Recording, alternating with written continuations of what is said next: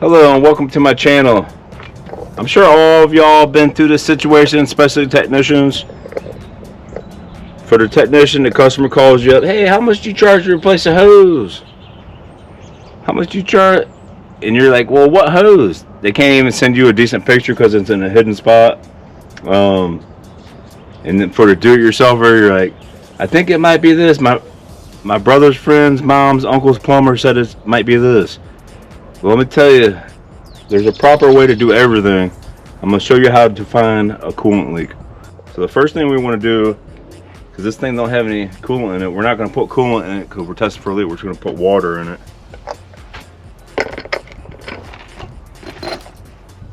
I call this thing a burper. It's like other people call it something different, like a non-spill or whatever, but I call it a burper because I always use it when I'm burping out the coolant system. It's always going to come with 2 small caps. Especially on something like this, you want to use this because you don't want to spill a bunch of fluid while you're trying to find a leak.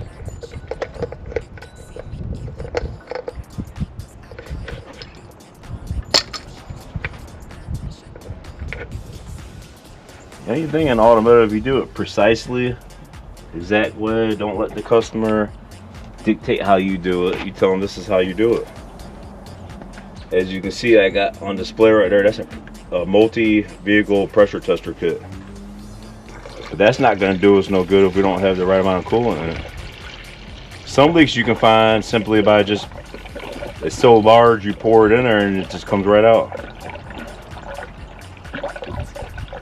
But this particular leak's back by the heater hose system, and this is just a particular vehicle. This is an old school Honda, but this same process works for every kind of vehicle. But I know, like, I can't really see back there at every little thing, and you don't want to run the engine hot and then look for the leak. It makes no sense. You want to check it while it's cold. So with this process, you can check it while it's cold. So if you don't have enough coolant on there, you can't compress air.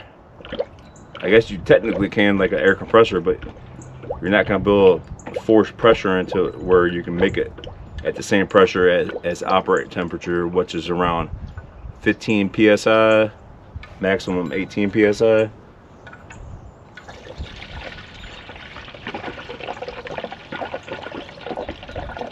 So that's precisely what we're going to do. Just bear with me.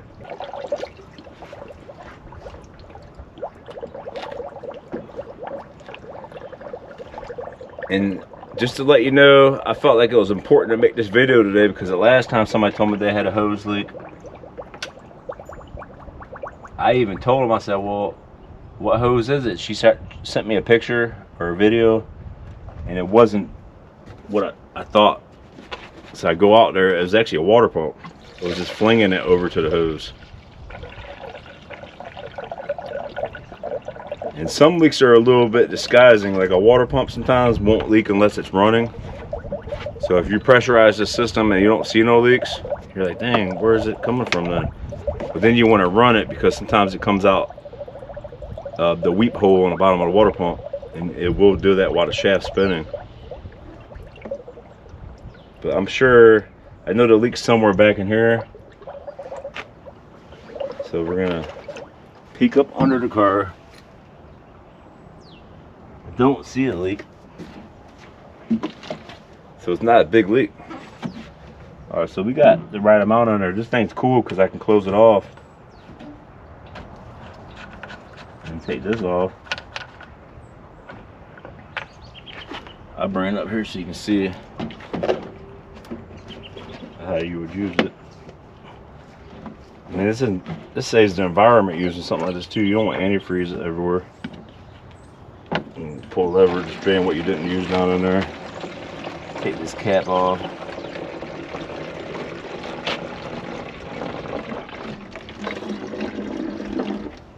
Now I'm going to set this to the side. So same process on this. We want to find out which one of these it is.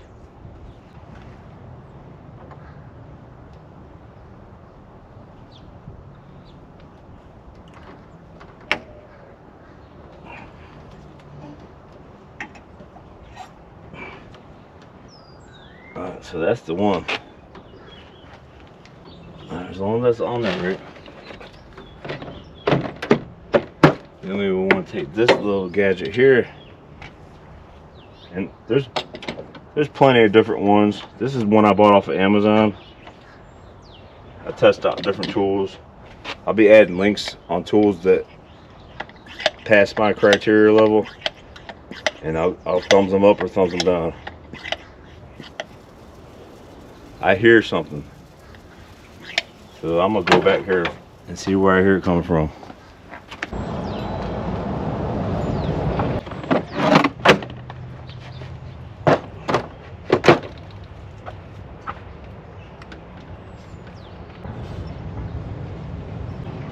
Alright, so this thing's gonna be up under the intake. I'm gonna get a jack and then we're gonna go underneath. Oh, you're gonna see exactly what I'm talking about. See how precision that is? That's the little old hose. Sprung a leak, one little hose. You can't price that over the phone. Alright, so I'm super stoked. First of all, it's a young kid starting up his own personal business and detail on cars. I didn't have to give him some real horrible news. It's a simple leak, and I have the stuff. I'm simply going to use this, either this razor blade, some snips. I'm going to use a 3/8 adapter to hook two hoses together.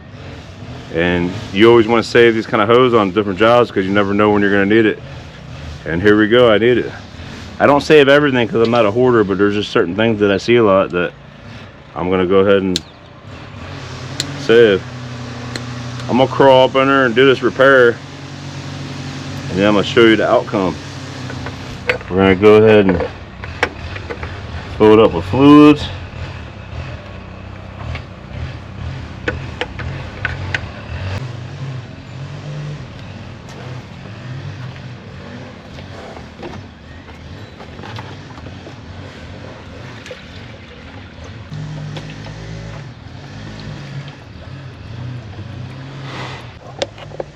You know, I just got them back on the road again. That's what I do. I get people back on the road again. I glanced around this car and seen several $1,000s worth of work it needs. Inner and outer tie rods, bellows boots. Just about every oil leak on the bottom of the car is leaking. So this wouldn't be like a job that I'm going to be married to. So I'm going to let them know, hey, start putting your money to the side. Get you another vehicle. Don't dump no money in this thing. This thing's old. This car was around and popular when I was a young man, right out of automotive school, just getting into the trade. And don't get me wrong, these were one of the good ones, the old Honda Civics and the Honda Accords. But this one, she's about done.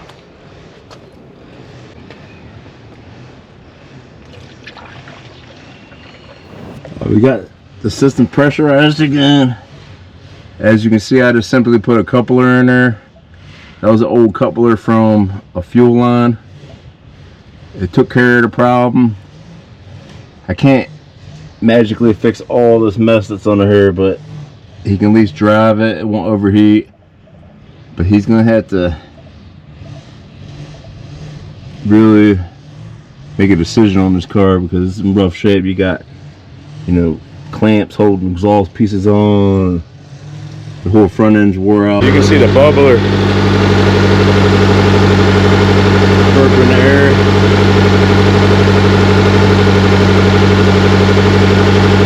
Let this run for a good 20 minutes with the heat on full blast.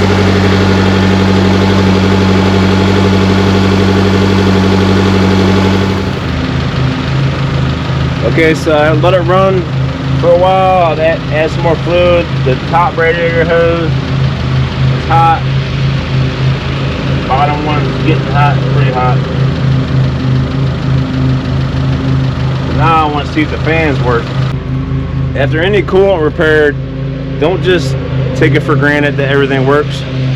You want to go a little bit further and make sure all the functions work. Like when Thermostat generally opens up at 180 degrees to 190 depending on the vehicle, and then the fan's going to come on around 220 degrees, give or take a few degrees, unless it's like a high-tech car. Some cars run exactly at one certain temperature, high-end cars, but we're going to see.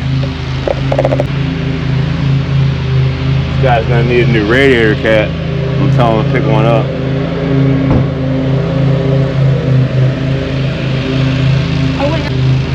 So basically I'm off now. If this thing passes the test drive, I'll just tell the customer to pick them up a radiator cap. I'm not gonna drive up there 45-minute there and back trip for a radiator cap. He can come pick that up or bring it when he picks the car up. Alright, I have the issue with this fan. It works when it wants to. I had to help it. I checked for power. So I might have to tell the customer that he needs to replace that fan. This is the condenser fan. It doesn't come on because the AC is not working. But this one basically just works when it wants to. I noticed the temperature rising up, but it's something that he's probably gonna have to do another day. But it's important to know, that way the customer don't have any surprises that happen to him. You want to be as articulate as possible, even on an older car like this. That way they don't want, you don't want them calling you back later on, hey, my car is overheating. Well, now I'll tell him, he'll see it on a video, and I'll say, hey, I told you you need a fan. But if the fan stops working, the pressure on the coolant's going to go up, and the heat's going to go up. It could push out another leak. It's possible. Especially at like dead stop traffic. If your fan don't come on, if you're cruising down the road, you'd probably be alright in this one. Hondas don't generally run hot.